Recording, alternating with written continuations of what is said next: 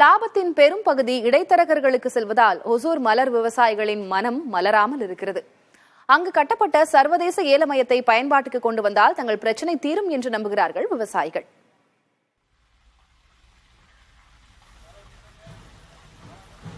கண்களை கொள்ளை கொள்ளும் இந்த கொய் மலர்களை ஆண்டுக்கு 45,000 மெட்ரிக் டன் என்ற அளவில் சாகுபடி செய்யும் இடம் ஓசூர். கிறிஸ்துமஸ், ஆங்கில புத்தாண்டு போன்ற நாட்களில் மலர்கள் அதிகளவு ஏற்றுமதி செய்யப்படுகிறது. குறிப்பாக காதலர் தின கொண்டாட்டங்களுக்காக 1 கோடி ரூபாய் அளவுக்கு ரோஜா மலர்கள் ஏற்றுமதி செய்யப்படுகின்றன.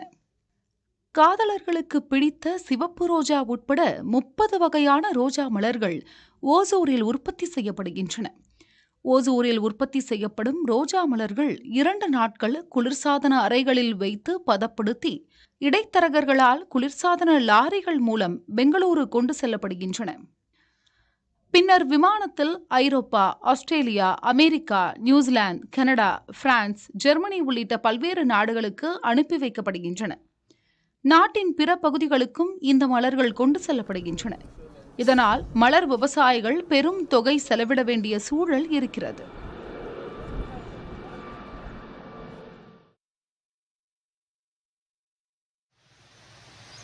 இதன் காரணமாகவே அதிமுக ஆட்சி காலத்தில் ஓசூர் அருகே பேரண்டப்பள்ளி தேசிய நெடுஞ்சாலையோரம் 20.2 கோடி ரூபாய் செலவில் சர்வதேச ஏல மையம் கட்டும் பணி நடைபெற்றது. இதில் 2000 டன் சேமிப்பு கிடங்கு, குளிர்பதன கிடங்கு, ஏல மையம், தரம் பிரிப்பு கூடம், 16 கடைகள், கூட்டரங்கம், பயிற்சி அரங்கம் ஆகிய நவீன வசதிகளுடன் 7.63 ஏக்கர் பரப்பளவில் கட்டப்பட்டு 2021ஆம் ஆண்டு பணிகள் நிறைவு பெற்றன. முதலமைச்சர் ஸ்டாலின் 2022ஆம் ஆண்டு ஜனவரி மாதம் இந்த ஏல மையத்தை திறந்து வைத்தார். இந்த மலர் ஏல மையம் மூலம் விவசாயிகள் தங்களது கொய் மலர்களை குளிர்பதன கிடங்குகளில் சேமித்து வெளிநாடுகளுக்கு ஆன்லைன் மூலம் விற்பனை செய்து லாபம் ஈட்டும் சூழல் உருவாகும் என விவசாயிகள் நினைத்தனர். மகிழ்ச்சி அவர்களுக்கு நிலைக்கவில்லை. 3 ஆண்டுகளை கடந்தும் சர்வதேச மலர் ஏல மையம் முழு வீச்சில் இன்னும் பயன்பாட்டிற்கு வரவில்லை.